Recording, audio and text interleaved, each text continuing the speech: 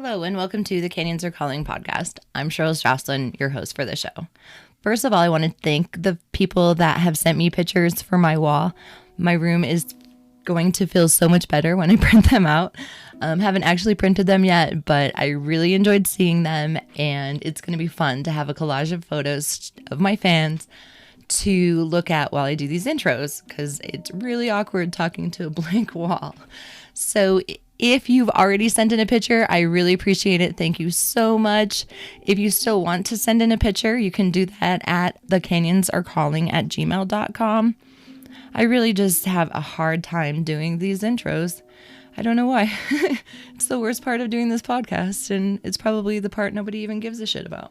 So anyway, that being said, with me being the sole producer, editor, researcher, person that does this entire show, if you feel like my time is valuable to you, there are a few ways that you can support me in this project. You can purchase beer glasses and stickers from my website at thecanyonsarecalling.com.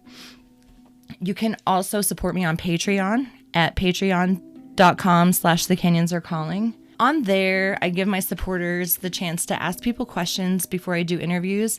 I also have monthly Canyon chats, and it's the first Wednesday of every month. For August, the Ouray Canyon Festival folks have agreed to chat with us about the upcoming Ouray Canyon Festival and the canyons in that area. So that is super exciting. Also, you can rate and put a review on Apple Podcasts, and you can also do that on Spotify now. So if you like the show, you can go ahead and review and rate the show. That just helps other people find the show and know that it's a quality listen. So if you enjoy it, please do that. Also, I feel canyoneering is better done with friends. So share the podcast with your friends. That would be super awesome. You can also join us on our Facebook group page, The Canyons Are Calling. I post more information on there about canyoneering related things, and not super active on Instagram, but it is Canyons Are Calling on Instagram if you'd like to follow us there as well. Anyway, enough of me rambling on. Today we're talking with Christopher Hagedorn from Get in the Wild Adventures about his company and his dedicating the last 13 years to canyoneering. So here is my interview with Chris. Enjoy. So today I am here with Chris Hagedorn from Get in the Wild Adventures, and we're just here to talk canyons as usual. Hi, Chris. How are you? Hi there. How's it going? I'm great. Awesome. We're getting a little bit of awesome monsoon weather this year in Utah, so that's pretty exciting.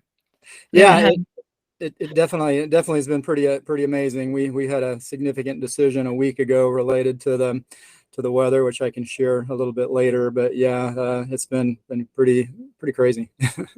So you're up in Washington now, correct? I'm in Washington now. We're running trips in both Washington and Utah. So yeah, last week we had the big event that hit Capitol Reef, the flood. We were in a decision making process that day because we had a trip that we were planning on guiding in Capitol Reef, which fortunately, we did not do. We did it elsewhere, and in retrospect, that was definitely a great decision after seeing the videos of what tore through Capitol Reef.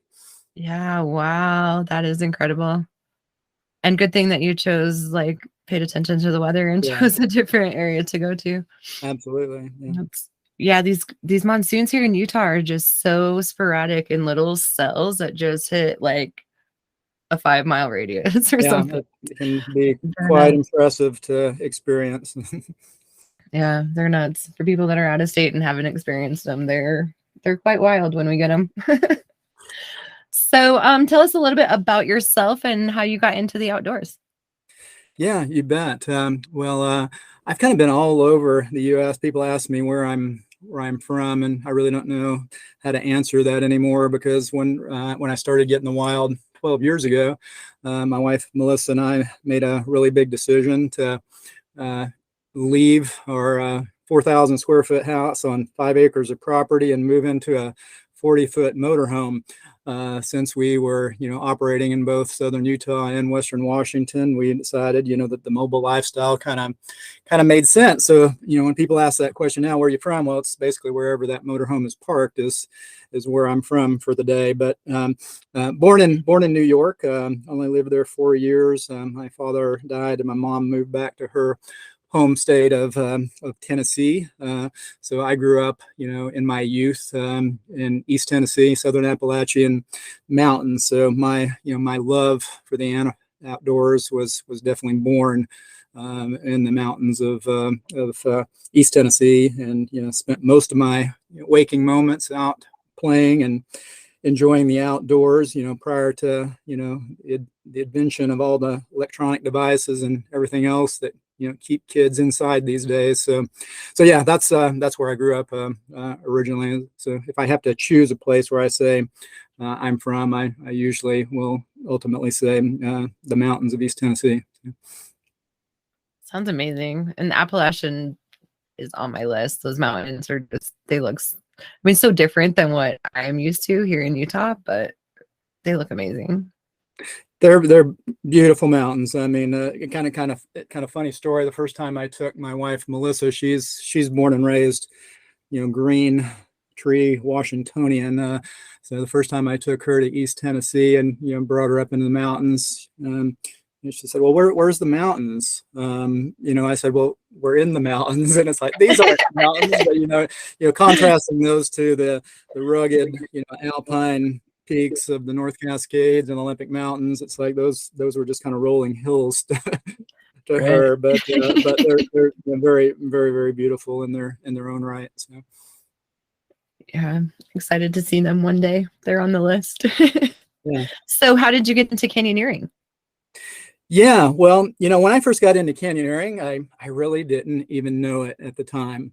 I mean, I was a young boy in the Appalachian Mountains, playing in the hollows and gorges of East Tennessee. That's what they call, valleys, and canyons back in that part of the country. So, in my youth, I mean, I would work my way down some of these pretty amazing canyons, in these deciduous forests, and scramble and climb and rappel, down waterfalls. I had no idea I was canyoneering. I mean, I didn't hear the word canyoneering, when I was doing that. I didn't hear that word for, probably at least another 20 years after I was doing that. So, so that's, in my mind, as I reflect back on my life, where my canyoneering days, first started. But if you want to fast forward in time to when I kind of officially, first learned, the word canyoneering and what canyoneering was about, I was actually a senior engineering student at the University of Tennessee in Knoxville, Tennessee, and we headed out west on a geology field camp where we were going to spend 2 weeks, 2 weeks out west, and we were actually in western Washington, near the Nevada border, where Notch Peak is located in the Confusion Range, and spent a week or so doing geologic mapping in that part of the country. And as we were approaching the time to return home, I was actually working as a student assistant at that point in the time, which meant I was driving one of the vans that all the students were in. And the conversation came up, well, what route are we going to take on the way home? And a whole bunch of people said, well, let's go to the Grand Canyon. Let's go to the Grand Canyon. We're not that far. We can go check out the Grand Canyon. And of course, as I have always done much of my life, I pulled out my maps and started researching and studying maps. And before long, I put together an alternate route that I proposed to everyone. I said, rather than driving to the Grand Canyon and spending, stopping the vehicle and spending 30 minutes to go, on an overlook and look at the canyon, why don't we actually experience this part of the country? And so I put together this route, that took us through Escalante and Boulder and Glen Canyon and Hanksville, Dirty Devil, Robbers Roost, Capitol Reef, Canyonlands, Arches, and we did a vote. The vote was basically Grand Canyon or Christopher's plan, and everybody kind of unanimously voted for my plan. And wow, that was a life-changing experience, because that's where I first got to experience my first Southern Utah, canyoneering route, and came to learn, what canyoneering actually was. I'd never heard it before. I had no clue, what is canyoneering. So again, yeah, I had actually done canyoneering earlier in my life before I knew what it was called, I guess. But that's the first place I actually did it, in Southern Utah. And after I'd actually learned, what that word was all about. So on that trip, you were able to stop and actually do some hiking and canyoneering? Yeah, we were. We actually got to experience, two different routes. It was pretty amazing. At that time, Lake Powell was actually a lake. So when we were crossing over in the vicinity of Height, there was a camping area there. And you could actually camp right on the lake there. That camping area still exists. There's not any water there anymore. But that was one of the first locations, was in that area. Basically the first route that I had ever explored in my life was right there in the Glen Canyon area. That's awesome. Yeah, Huh. yeah. So yeah, that's kind of the evolution of how that part of my canyoneering world began. The Washington world, how that began is, I can certainly share some of that. That's a little bit of a different and unique Yeah, I story. was gonna be like, okay, then life happened for a little bit, right? Yeah, Yeah. exactly.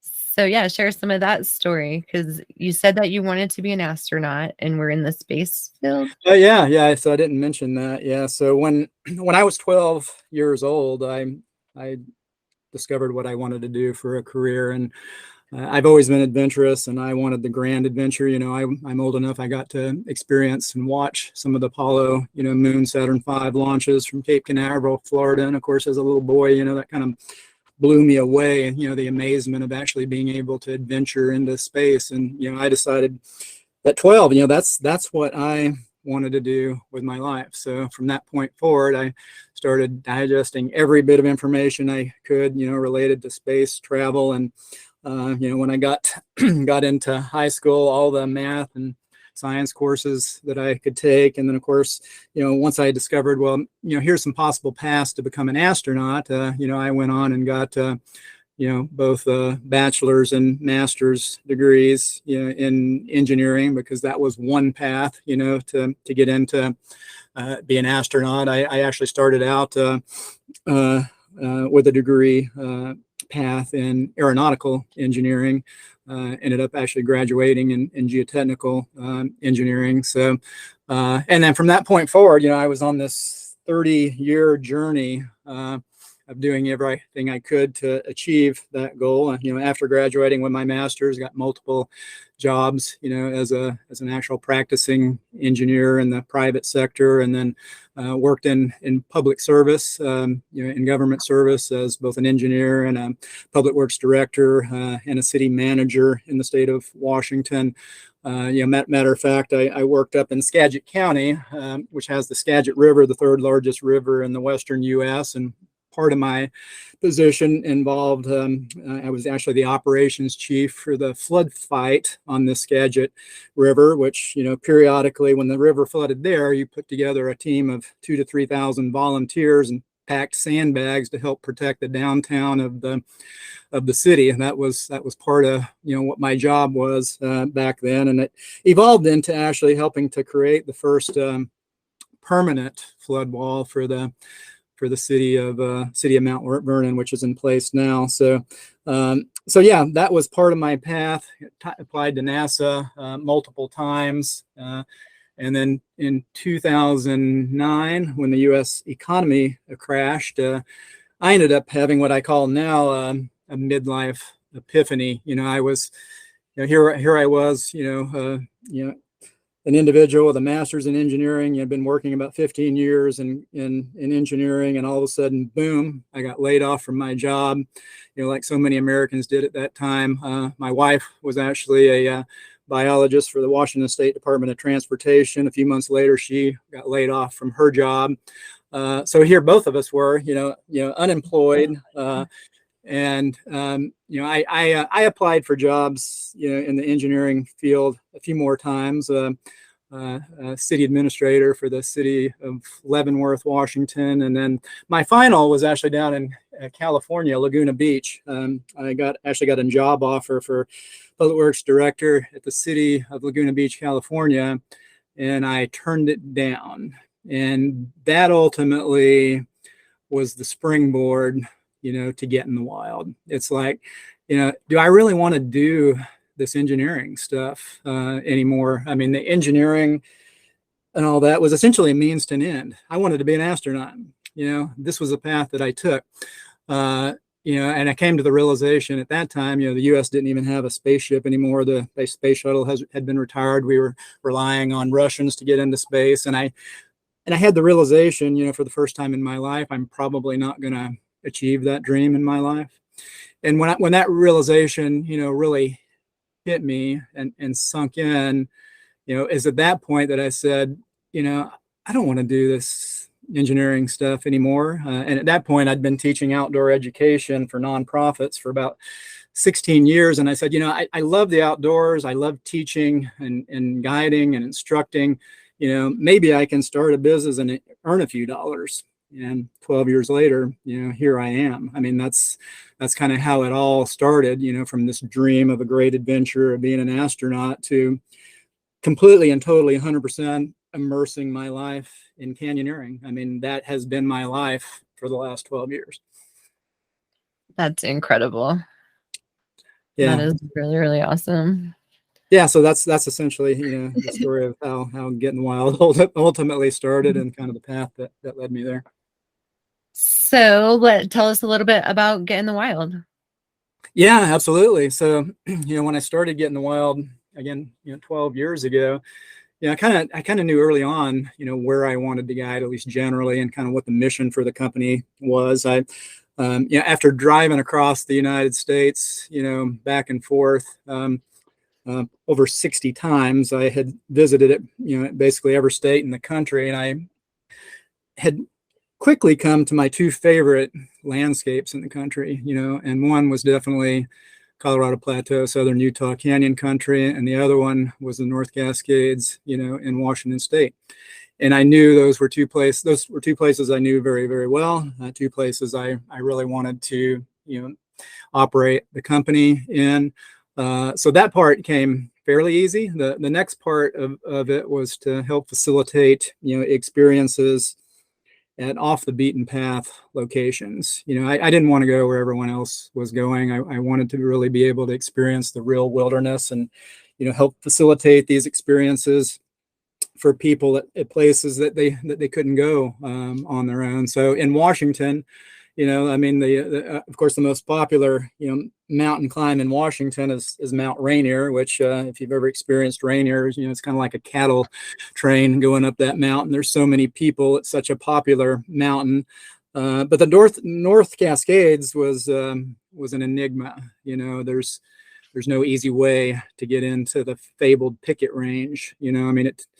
It took 6 to 8 days of carrying heavy, literally 80, 90-pound backpacks over, week-long expeditions just to get into those mountains. So I knew, that was my off the beaten path location. And in Washington was the North Cascade. And actually the first course that Get in the Wild ever taught was an alpine mountaineering course in the North Cascades, which ended up with a summit of Mount Baker. A little bit easier in Washington to decide where we were going to guide. In Utah, pretty much all of southern Utah, I think, is amazing, and I think you could start a guide service just about anywhere you wanted. But for me, it was a process of elimination of where I was not going to guide and where I was not going to go. So I pulled out my maps and I quickly eliminated Moab, Canyonlands, Arches, Zion, Bryce, all these places that have loads of people, loads of guide services. And I quickly realized, well, there's one place just about geographic center of the Colorado Plateau that has just as much to offer with one big difference: there are no people.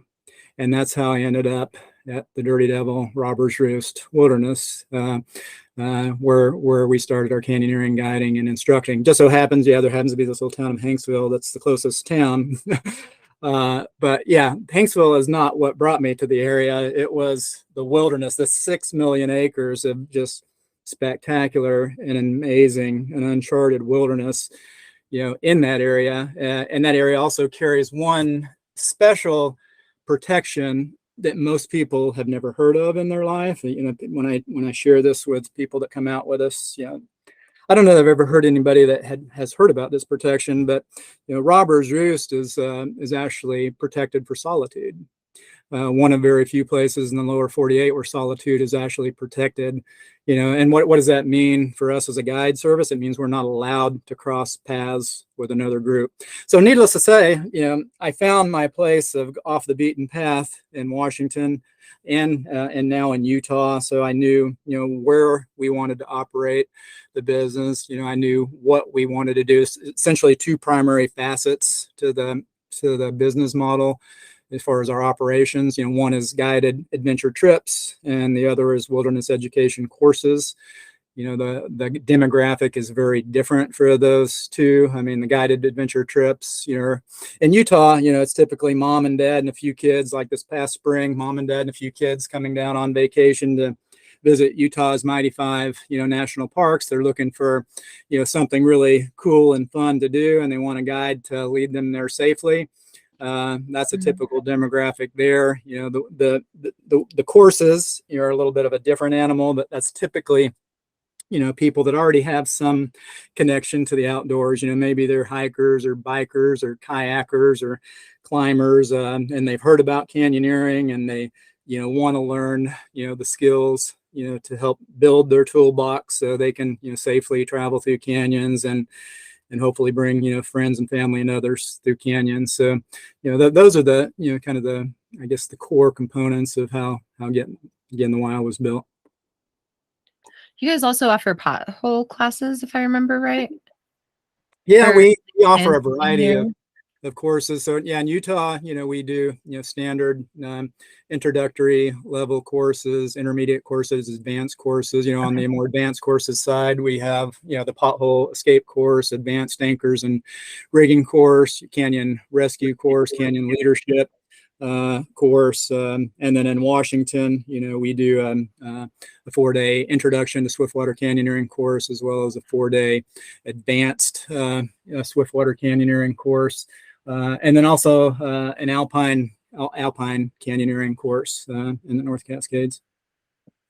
Can we talk just briefly a little bit about the differences between like the dry Utah canyons and the Class C Washington canyons? Yeah, absolutely. What would you like to know? Well, I feel like they're completely different sports. Have you experienced both? I've done a few in Ouray, Class C canyons. And we thought that we were getting practice at this little canyon here called Benson Creek, but it was like a fourth of the water flow that even the low water in Ouray had. So it was just a completely different experience. The hydraulics are different. Oh, we also went to Costa Rica. And did some Class C stuff there. Yeah. So did you find Costa Rica uniquely different from like Ouray? Yeah. Yeah, way different. Yeah. So it was a little bit warmer, but it was still cold. Yeah, exactly. So for us, living a mobile lifestyle, my wife Melissa, being from Pacific Northwest, she can't handle the desert too long because it's not green, right? So that really, causes her to go a little stir crazy if she's in an area without green too long. So, one of the biggest things just on the surface for us, I mean, it's like, we just transitioned a few weeks ago from Utah, up into Washington. And it's like, I mean, it's just such a dramatic shock to the system. I mean, if you've been living, in the middle of the desert for months, hardly interacting with other human beings, besides the ones that are coming out on trips and courses, with you. And then all of a sudden you appear in this lush, verdant, green, just amazing, alpine environment. It's just so overwhelming, the contrasts, and the differences. Of course, for us, a big part of that is, living a mobile lifestyle. It's hard to survive in 100-degree temperatures, in southern Utah. So when we come up here, like right now, where I'm sitting right here in the middle of the Mount Baker Snoqualmie National Forest, it's about 65 degrees and sunshine. So it's pretty amazing. So just with that as a kind of a, high level, of the areas, I guess some of the most significant contrasts to me between the two locations, obviously the geology is very, very different. Utah, we're talking about, mostly, horizontal lying, sandstones and siltstones of varied hues of, pink, orange, red, white, except for that few areas that have been uplifted, like, Water Pocket Fold and San Rafael Swell. And then you go to Washington, and you're surrounded by, mostly igneous rocks, of granitic nature, like diorites and so forth. So very, very different rock types. It's all been, uplifted by volcanic activity of the Pacific plate, merging under the North America plate, which obviously results in the volcanoes. So just a dramatically different landscape from that perspective. But obviously, I guess the single biggest difference is basically everything in Washington is Class C, right? If you have a valley between two ridges, typically you're going to have, at the top of these headwaters, you're going to have snow and ice and glaciers, that melt off, into rivers. So you're going to have, flowing water, hydraulics. You mentioned Uray. We'd love to teach a Class C, canyoneering course in Utah, but there's just really no place that we found that checks all the boxes. Like, you can go to Zion and you can go to Uray and you can do waterfall rappels, right? But that doesn't encompass everything that Class C has to offer. Once you get up into the Cascades, Cascades are, arguably, one of the best areas, if not the best area in the lower 48 for Class C canyoneering, because you actually have, hydraulics. You're not just doing waterfall rappels.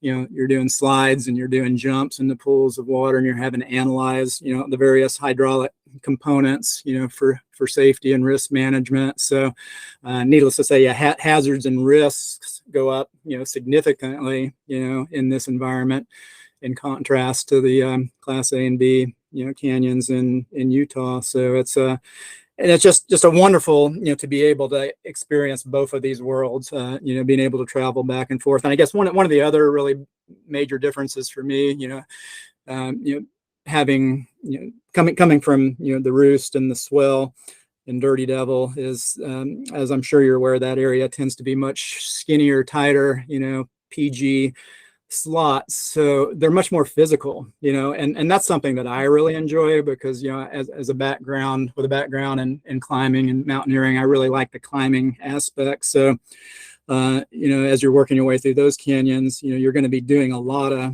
scrambling and climbing, down climbing, stemming, working your way over and around obstacles. That's very unique there in contrast, to most of the Pacific Northwest canyons, where you don't have, that level of actually climbing and squeezing through these really skinny spaces. So those are some of the biggest, I guess, differences that I see, between the two areas. I think you explained it really well. You talking about hydraulics reminded me of the time when we were in Costa Rica. We knew that there was rain coming, so we did a canyon with a group of friends one day. And it was just my husband and I with the group of people.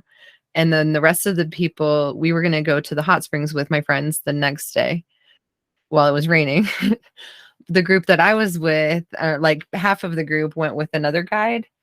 into a different canyon. And then the day that it was raining, they went into the canyon that we did the first day while we were at the hot springs. And so there was this one spot where the hydraulics were like circling, and they had to, like, we could just kind of swim around it and go around the log or whatever, but they had to like jump and like miss this hydraulic pool in order to safely like get through it, or they would have got like sucked under. Right. And I was like, we totally did not have that experience the day before. And then I was like, I couldn't believe that the guide would have taken them to the canyon and when on the day it was raining, because in Utah, when it rains, like you just don't go to canyons, right?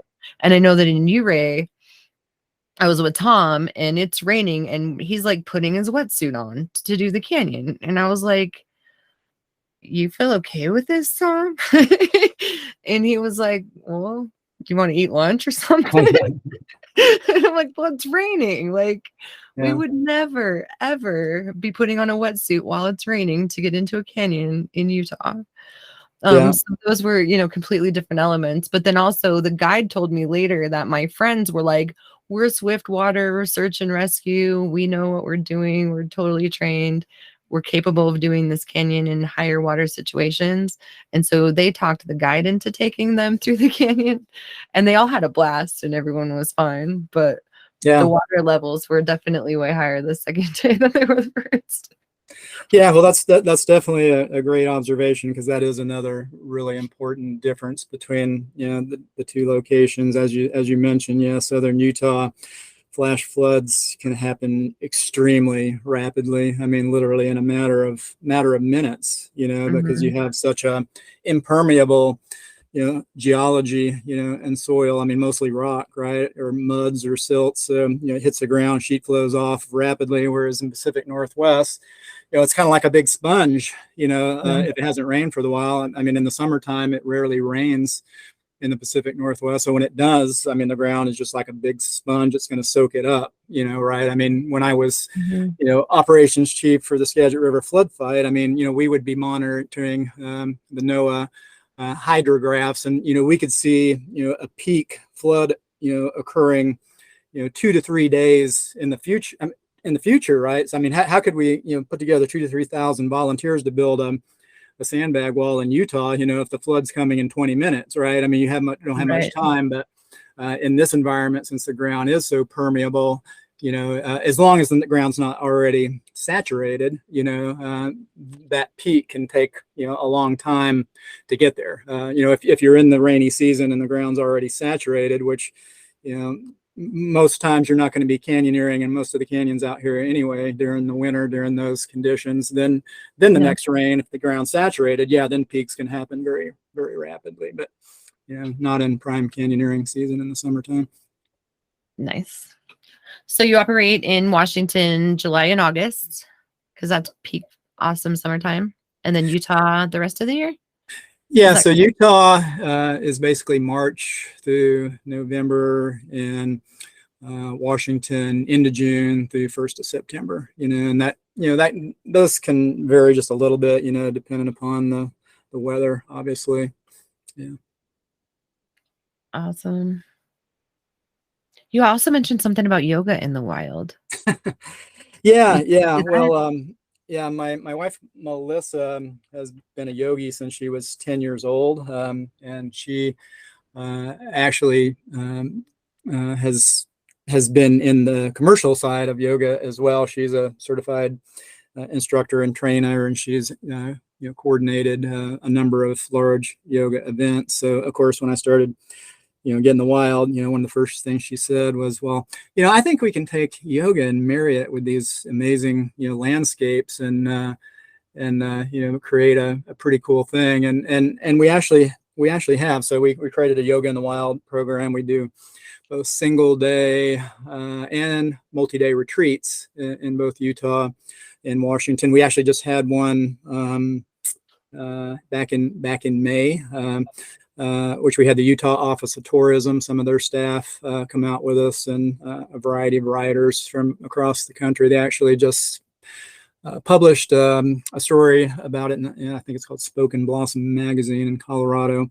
But the yoga in the wild, actually, I was not a yogi, and I'm still not a yogi. I know more about yoga than I did due to my marriage, but yeah, it's actually a lot of fun. I mean, if you're into that kind of thing, taking the yoga basically out of the studio and into the wild is kind of our tagline for that. So that's one of the other things we do. We also do Wild West and Outlaw tours, at Robbers Roost, visiting, some of the hideouts and locations, where the Wild Bunch, Butch Cassidy and Sundance Kid and others, hid out from the law. We do some photography trips and workshops. So yeah, a little bit of a repertoire of things, but canyoneering is definitely the primary focus of the business. Nice. What are some of your favorite canyons in each area?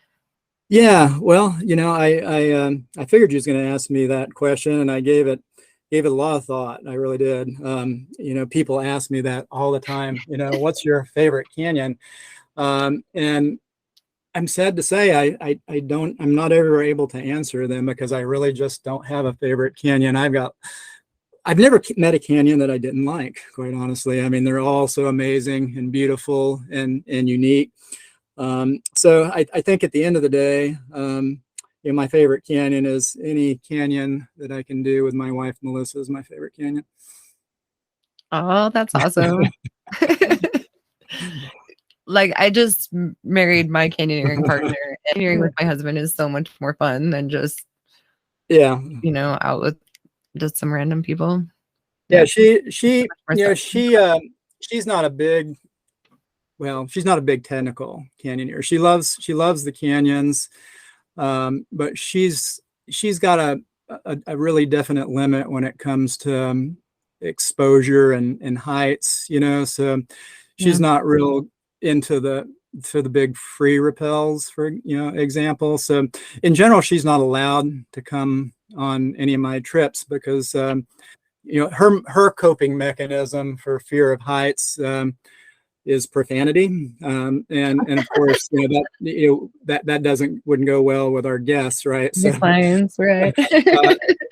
So this past season in Utah, she actually only did one trip with us. We had the pleasure of taking out Utah's governor and first family for the second time, actually, on spring break, and we talked about canyons, and they chose a canyon that Melissa was able to do, and I was very grateful for that because she, being a biologist, she's really into all of the flora and the fauna and Native American history, and all those elements of things. She can really, weave all these really beautiful things, into a canyoneering experience beyond what I can do. So I always love having her, with me. So I was happy to at least get her out on that one experience this past spring.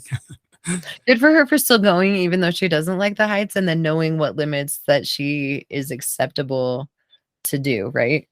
Exactly. Yeah.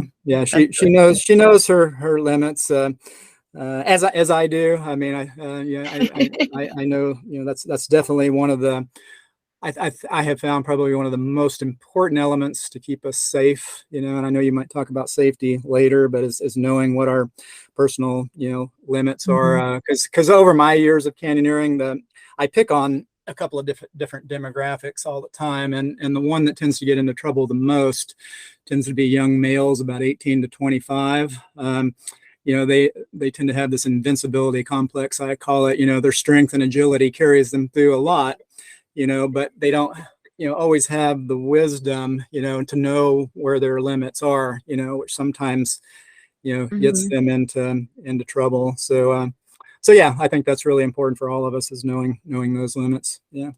Yeah, that's well said. Because they think they're invincible, and like wisdom and life experience teaches you a lot. Yeah, absolutely. For sure.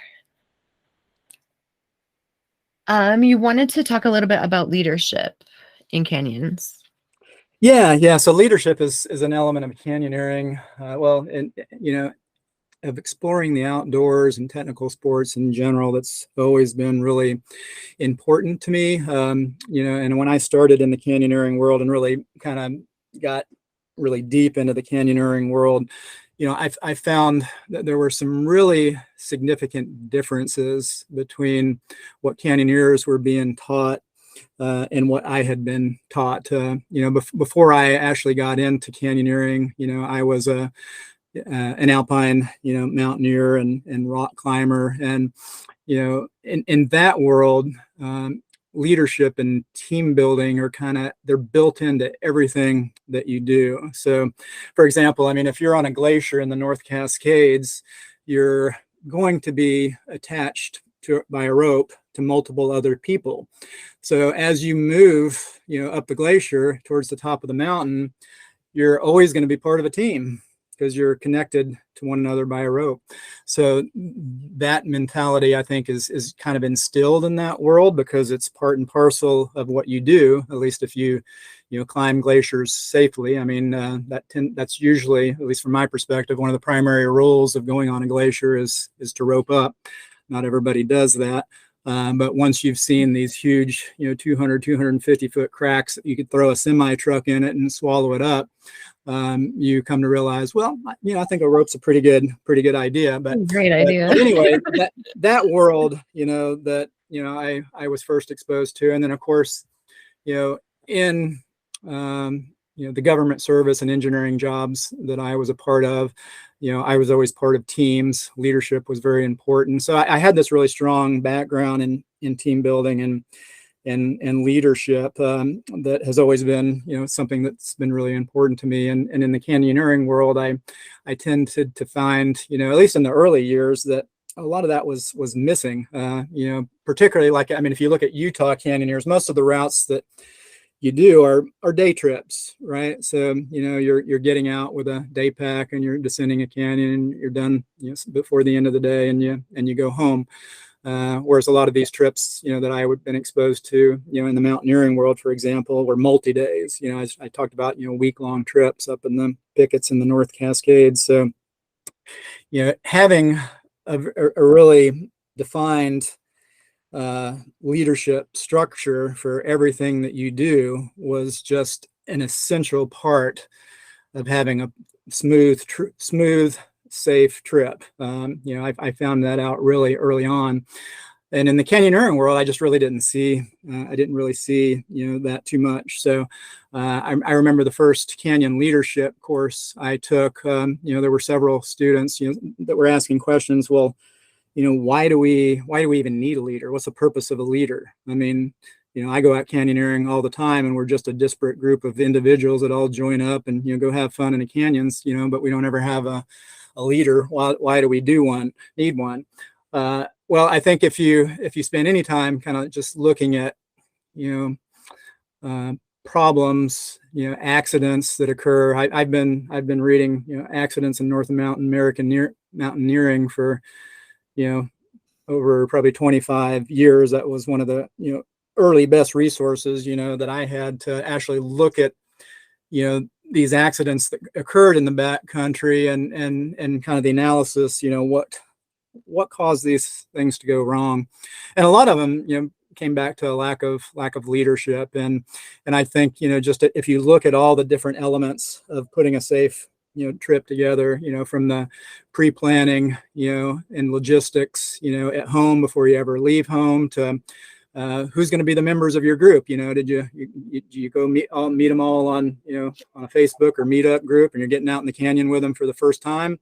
That's a little bit different than if you have a group of friends that have been going out canyoneering, for months or years, and each other very well. If you're getting out there with people that you don't know, it's like you're making a variety of different assumptions, of how your group is going to move safely, through a canyon. So, giving some thought to leadership, which is essentially at its core about the ability to motivate and inspire others to contribute to the success of a common group of objectives.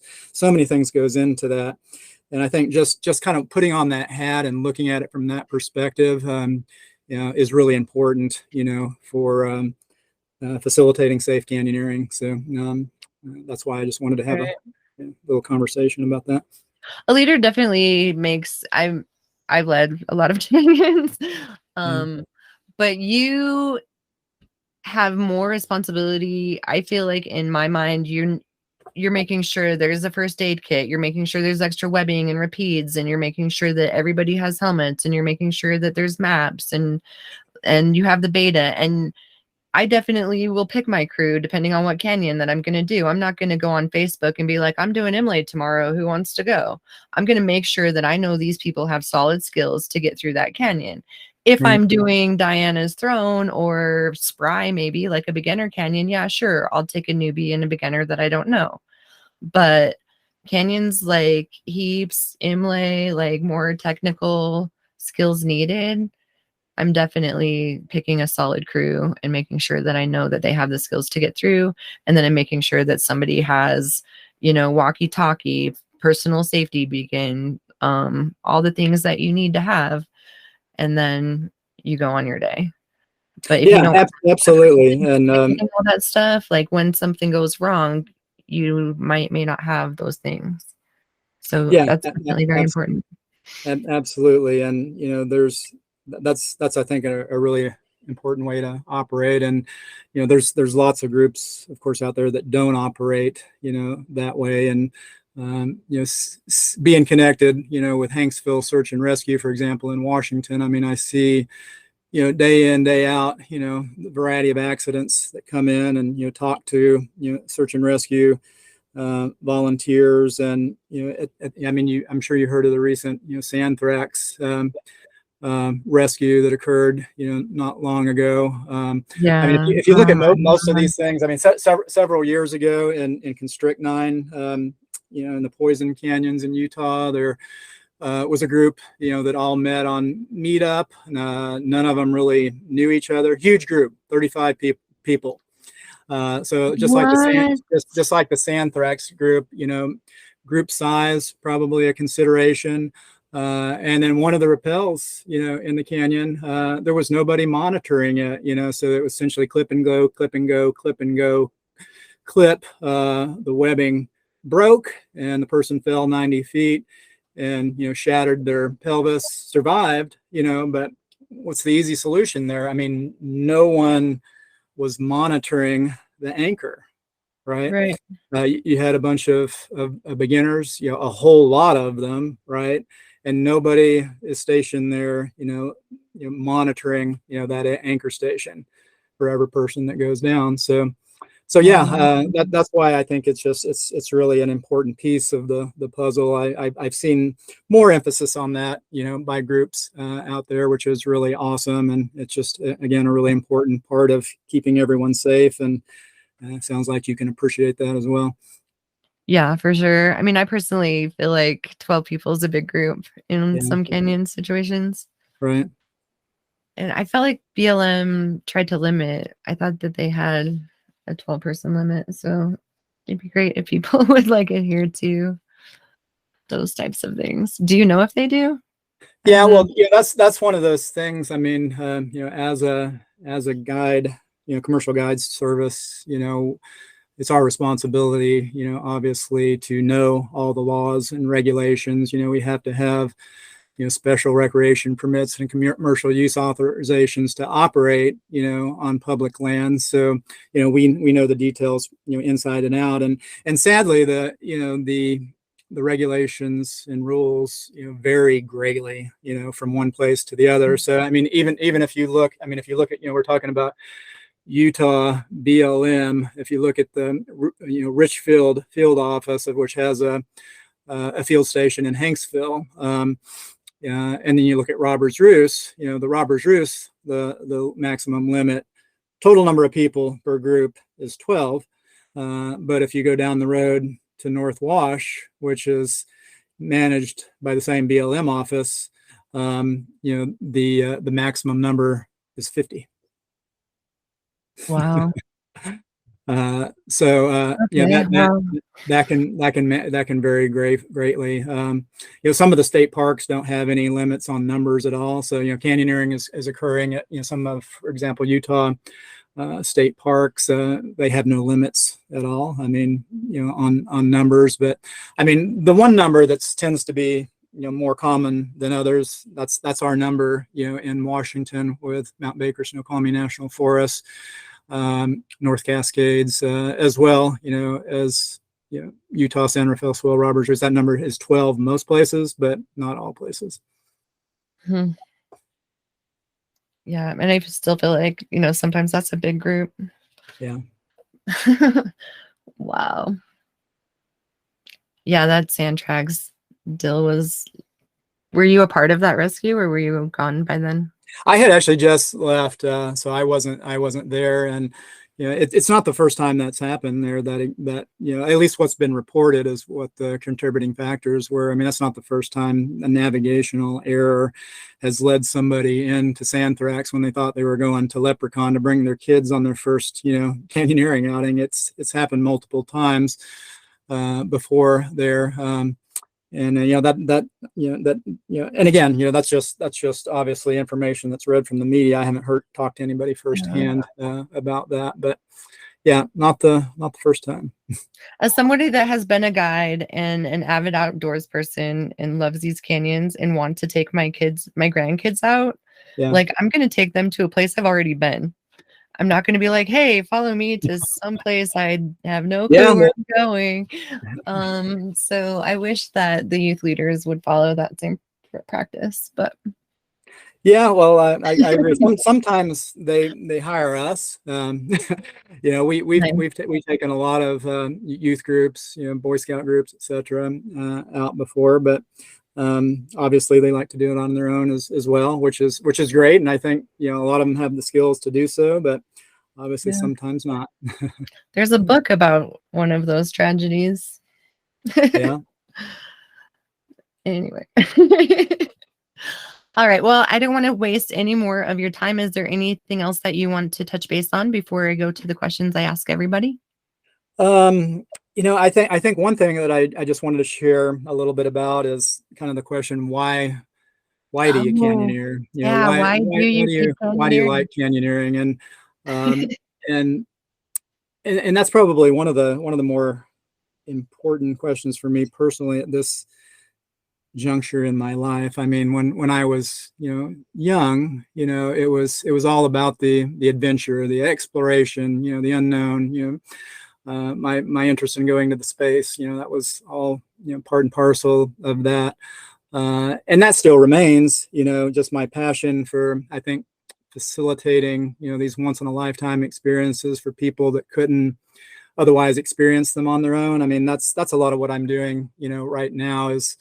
Yeah, I mean, a lot of these groups that come out with us, from all over the U.S. and the world, they've never done canyoneering before. I mean, a lot of them don't even know what canyoneering is. They just heard about, there's some cool way to go explore a canyon. And, to be able to facilitate those experiences, for individuals, I think is really, really important to me. At the end of the day, as each of them have overcome their own unique, challenges or fears, and at the end of the day, they see this just incredible sense of pride and accomplishment that, wow, if you would ask me at the beginning of the day, I would have never believed that I could have done, what I just did. And that's what keeps me going, I think, from day to day in canyoneering. Even if I'm leading the same route, it's like every group is unique and every group is different.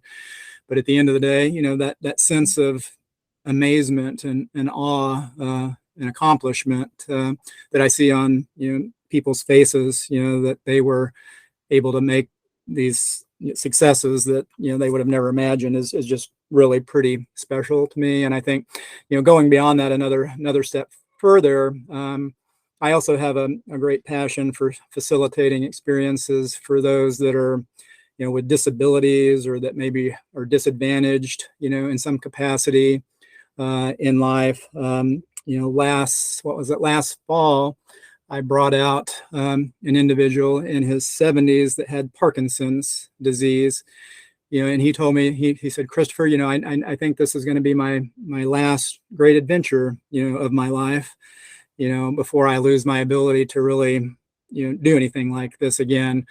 And to be put in a position where you're taking somebody on an experience like this that's communicating that to you, that, you know, and he's obviously, I mean, he's trembling, you know, with his Parkinson. He has some speech difficulties. I mean, and at the end of the day, to see the smile on his face and sense of accomplishment that this individual achieved is just, you know, really, you know, warms your heart. I mean, it's very humbling and very inspiring.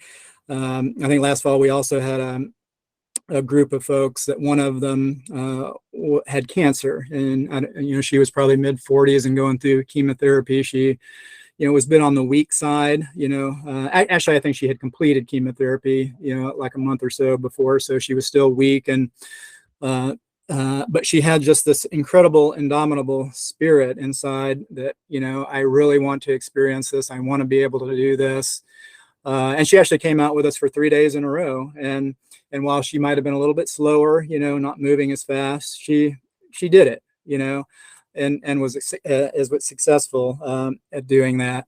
I also brought out two men in their 70s that were retired that had both recently lost their wives, and they connected through some group, you know, I guess for you know, helping people through, you know, the grief process of losing a spouse that they had lived with, you know, most of their life. And they connected in this group, and they actually came out with us on a trip to Bears Ears, and yeah, and they're there, you know, experiencing the wild and these amazing landscapes to help heal themselves, you know, inside. And that's just so special, you know, to see that. And then on the disability side, I mean, yeah, I've taken out a whole host of people with, you know, hip replacements, knee replacements. If you're familiar with Eric Weinmayer, the blind man that was the first human being to summit all 7 of the highest peaks in the world, a few years ago, he came out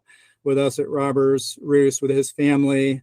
And, you know, I helped guide him on two different canyoneering routes, 2 separate days. And it just blows you away. I mean, you know, most of us have enough of a challenge working our way down a canyon with 2 eyes, you know, and here's this guy that's blind, you know, that's working his way down, you know, the canyon. And it's like, it's just, again, to be able to facilitate, you know, these, you know, experiences, and for people, you know, that wouldn't otherwise be able to do things on their own, is personally, you know, what keeps me coming back each day, and why I do what I do. You know, I guess the last point I might mention a little different, but, you know, when I took, you know, Utah governor out here and his family in the spring, at the end of the day, he said, "Christopher, you know, this is the longest that I've gone since I was elected governor that I haven't got a text message or answered my call because I didn't have service."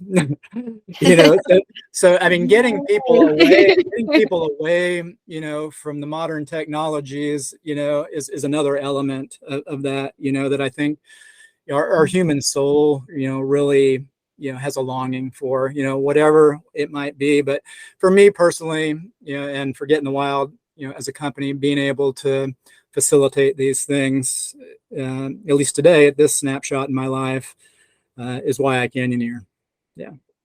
Yeah, that's awesome. I remember when I was guiding, like, watching the people transform through the day in the canyon, to me, was way better than the paycheck that I got at the end of the week. Like, Yeah, that to me exactly. was just why I got up in the morning. It was really incredible. I Yeah, kind of miss it. Sometimes think about going back to it very part-time, but I'm so busy with Imlay and now the podcast yeah, and for life, sure. just being wife. So Yeah. um, anyway, And, you know, I just thought there actually was one other thing I think, and this one isn't very long, but I think it's an important one. So back when I first started Getting the Wild, you know, I was doing obviously a lot of recon, you know, exploring new places that I would take guests and students. So actually the first year that we opened operations in southern Utah, I was planning to do a recon of a canyon off the Henry Mountains with my wife, and as always, you know, I was studying the weather, you know, several days out, and the forecast was clear blue skies, you know, 0% chance of rain, sunny skies, we got up. That was totally the case. Clear blue skies, no rain in the forecast. Fast forward a few hours later, we were caught in the one and only flash flood that I've experienced in my life. And it was also the one and only time I can legitimately say that I was terrified in my life. Thankfully, we were very prepared, for that. In my courses, people will ask me, students will ask me, all the time, what kind of forecasts do you see if you're going to cancel a trip, and not go on a canyoneering trip? And that's always a wonderful question. You tend to get, little different answers, from everyone that you ask that question, to.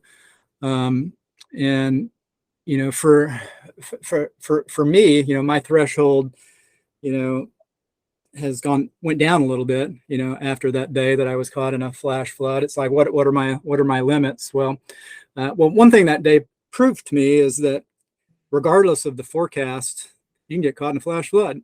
Clear blue, sunny skies, 0% chance of rain. I got caught in a flash flood. A few years ago, a 5 and 7-year-old girl died in Little Wild Horse Canyon in the San Rafael Swell. I was there, not in Wild Horse, but a few miles away. Clear blue, sunny skies. Didn't look like any concerns for a flash flood. 2 little girls died. So weather is obviously a critical component of that. I mean, many years ago, I had been looking at the weather forecast, watching this big storm coming off of the Pacific for a few days, and it was one of the few times that we actually canceled all of our guided trips that day, and that actually hasn't happened too many times, but it did that day. It just so happens that was the day that the Keyhole 7 died. We canceled all of our trips. They had just come out of a canyoneering course, and the next day they died, in a canyon. It had been raining all day that day. I have no idea why they went into the canyon. Yeah.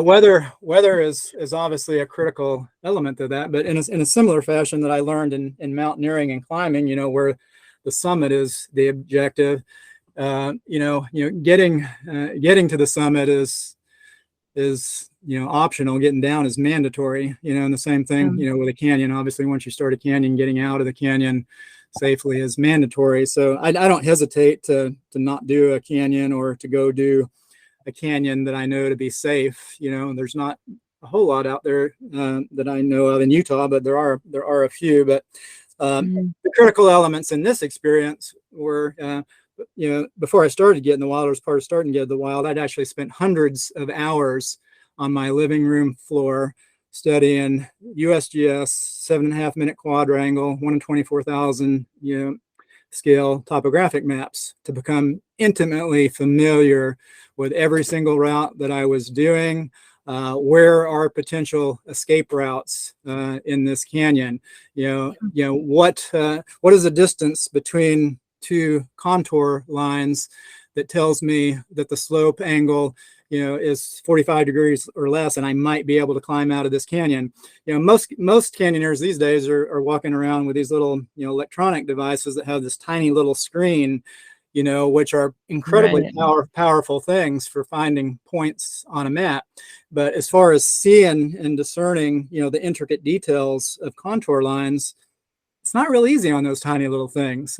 So even to this day, I always carry a large, map with me, and that's what saved us that day. I mean, I had gone down this canyon for the first time, called Maidenwater Canyon, and we were about an hour, into our journey when we started feeling raindrops. We looked up the narrow little crack in the sky above us, clear blue skies, totally sunny. Then we continued on down the canyon about another 7 or 8 minutes. It started raining harder. We ducked under an alcove for a few minutes, and literally from the time where we first started feeling the raindrops to this point was about 15 minutes. And it was at that point we were seeing massive waterfalls coming over the canyon rim. What was a completely dry canyon, we now had flowing water in it. Fortunately, I had identified potential escape routes on my topographic map, and we moved on down the canyon about another 5 minutes to a point where I thought we could exit. I started to try and climb out. At that point, the slick rock was wet and slippery. I couldn't get out. I was able to partner assist my wife, Melissa, up, and she was able to climb up with a rope about 150 feet, set an anchor, and I was able to climb up, and out of the floodway. We didn't escape the canyon, but we were safely out of the floodway because I had identified, this escape route in the comfort of my home before I ever left home to get to the canyon. Most canyoneers out there don't have those resources with them. Now they're looking at the weather, when it comes to flash flood, but they're not too many of them are looking, at the topographic maps and have defined, possible escape routes, exit points out of the canyon. And that's a critical element of that question, as well, is knowing if there are potential escapes, where they're located. Yeah. So that's a good point. Yeah. So that was, needless to say, a pretty pivotal moment in my canyoneering career that definitely affected my decisions on future expeditions as far as preparing for flash flood risks. But fortunately, I had a good story to tell at the end of the day. Right. So. My flash flood story, the one and only that I've been in, we were with clients, and it was a 20% chance of light rain that day. Yeah. And that's when I learned exactly what 20% of the area gets 100% of the rain. Right. That's where that really, I know what that means now. And I no longer trust the Weather Channel app for weather. I use AccuWeather, NOAA, and this time of year, I'll even add WeatherBug because you just never know. And I'll check 3 or 4 different weather sources because it's just crazy. And if there's a potential, I'm going somewhere else. I'll just go hiking or whatever. Yeah. Better to be safe than sorry. All right. Well, canyoneering makes me really, really hungry. What's your favorite in-canyon snack? In-canyon snack. Yeah, that's evolved a bit over time. Historically, I always took what I called summit Rolos, but those were for going up mountains. When we got to the summit, we would eat Rolos. These days, it's mostly probably one of my favorites is Mike and Ike's, but probably one of my healthiest go-to favorite is actually mangoes. Dry mangoes are awesome. Yeah. So overall, if having to choose, I'd probably say mangoes because that little bit of sugar as you're moving through the day provides some pretty nice nourishment, I find. So for sure. How about your favorite after canyon beverage? After canyon beverage, yeah, well, that's evolved a bit over the years as well. So I currently fit into the Michael Kelsey group on that. Several years ago, my body decided that it didn't care for alcohol anymore. So I don't drink alcohol anymore. So these days, for many years, it's been Live Wire Mountain Dew. That's a nice ice cold Live Wire Mountain Dew. Nice. What piece of gear do you always carry with you in your pack? I think the most important piece of gear that I carry is actually up here in my head, not so much my pack, but asking about the pack, specifically, what would I choose as the single most important piece of gear in my pack for canyoneering? Yeah, that's another one of those, just like what's your favorite canyon? It's hard to everything's essential. It's hard to choose just one. Well, I could probably say my Imlay pack, thanks to Tom, because, if you're in a crisis situation, you can take that pack and, carve it into a wide variety of uses, for a lot of different things, so it is quite the multi-purpose multi-purpose tool, for carrying in my pack. And so the question was it my favorite? Is that what you said? Favorite? Just the most essential piece of gear that you carry? Or the most essential piece of Just something gear? you make sure you always have with you? Yeah. Well, I mean, I always have my harness for canyoneering. So if having to choose, again, choosing just one is kind of hard. Maybe a prusik though, because those are so multi-use. But Yeah. yeah. I don't think a lot of people know that Tom's packs, the Heaps and the Collab pack, have like the back support. Yeah.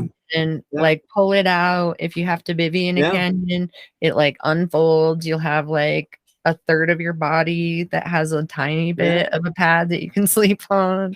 It also has backpack stays if you need like a brace for a leg or an arm or something. Exactly. And that's probably what I should go with, because that's the first thing I said was the pack, because it is multi-use, can come in handy. And I mean, even an edge protector for your rope if you need it, a pot shot if you need an extra one or something. The lid like will clip together, so you can just put it on your belt, and you can just take the lid if you don't need your whole backpack. Yeah, so I'm going to go with that then. I'm going to go with the Emily pack then. Hopefully he'll start making them again one of these days. Oh my gosh, yeah. If you could go anywhere in the world, where would you go and why? Yeah, I would go to Antarctica.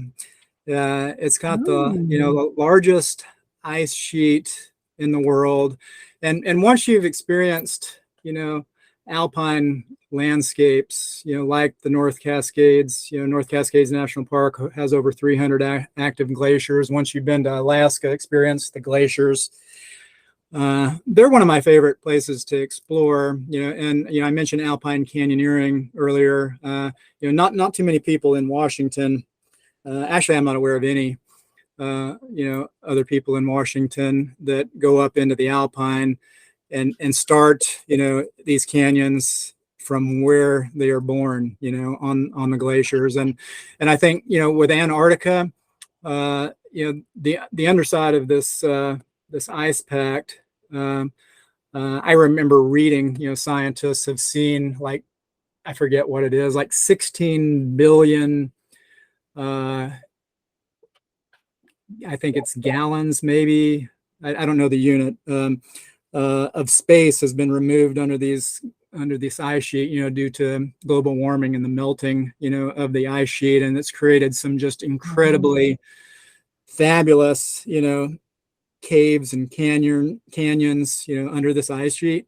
And that's where I kind of always think, is like, I mean, and I've certainly never heard of anybody canyoneering in Antarctica. I don't know if you have, but, but those are the kind of things that I think of, going, boldly where, no one has gone before. I think it would be really, I actually had an opportunity in graduate school to go to Antarctica and do graduate research there, but I accepted a different project. So I've always kind of wanted to go there. So I think I would go there, because again, it would be just an amazing, place to go canyoneer for the first time.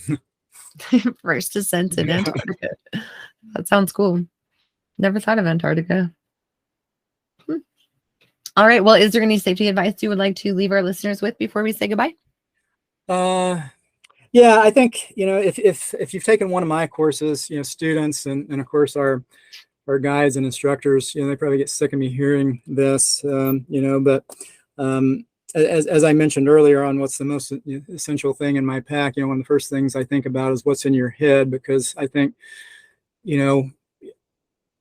our wisdom, and knowledge, is so important to keeping us, safe out in the canyons. And as part of that, one of the things that I have found in technical sports in general, and definitely in canyoneering, is never making any assumptions.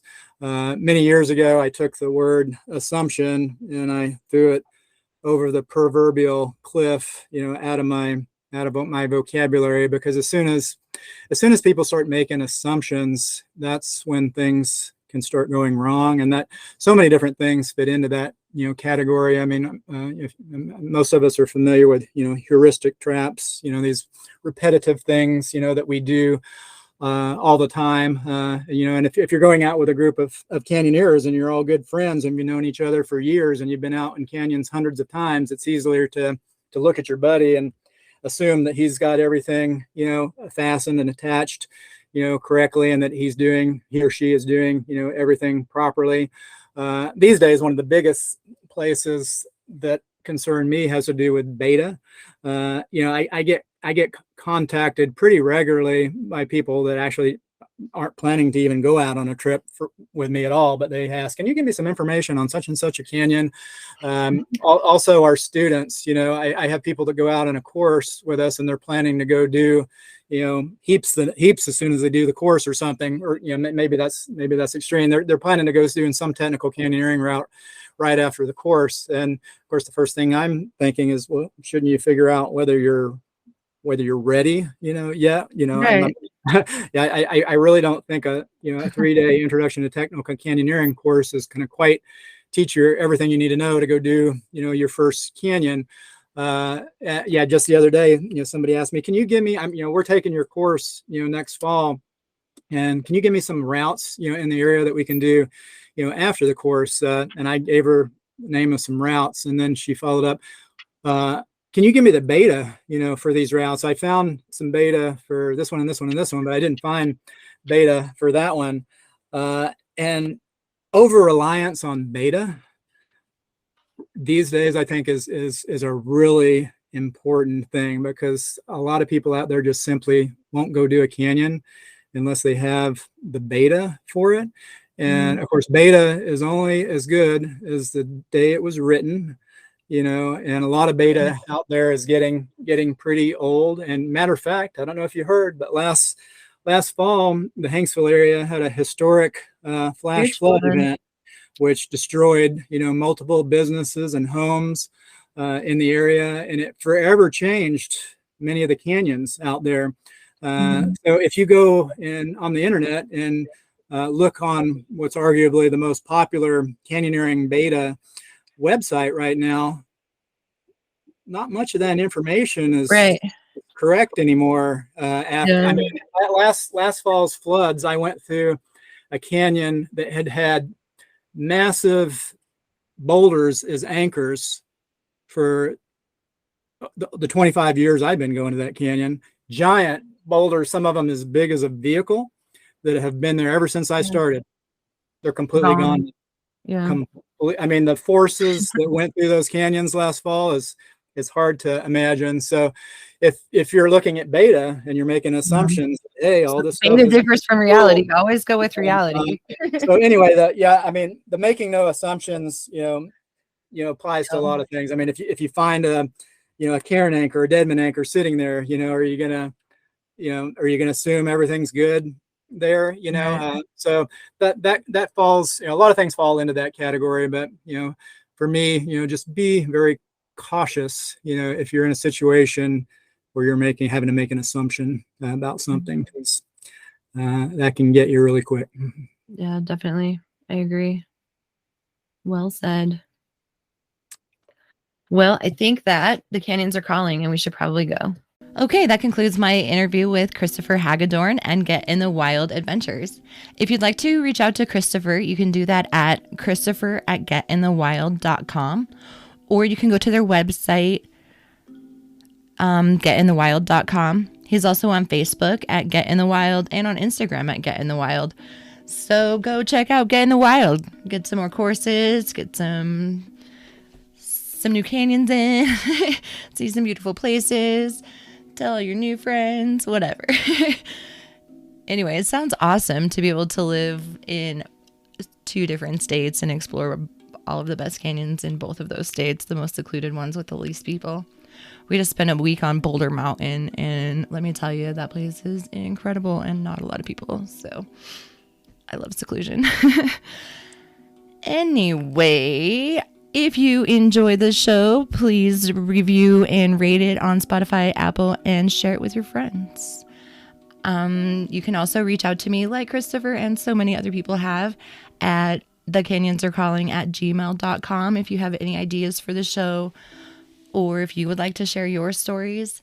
I'm trying to do a flash flood series, so if you have a story about a flash flood, please get a hold of me and let me know so we can share some of those stories and try to get people thinking better about flash flood decisions in canyons here in the Zion and Colorado Plateau area, where flash floods are scary, crazy, and super dangerous. If you enjoy this beautiful music in the background, shout out to Chris Zollinger, Z the Handpan Man. I absolutely love steel drums, so I was super stoked when he said that I could use his music.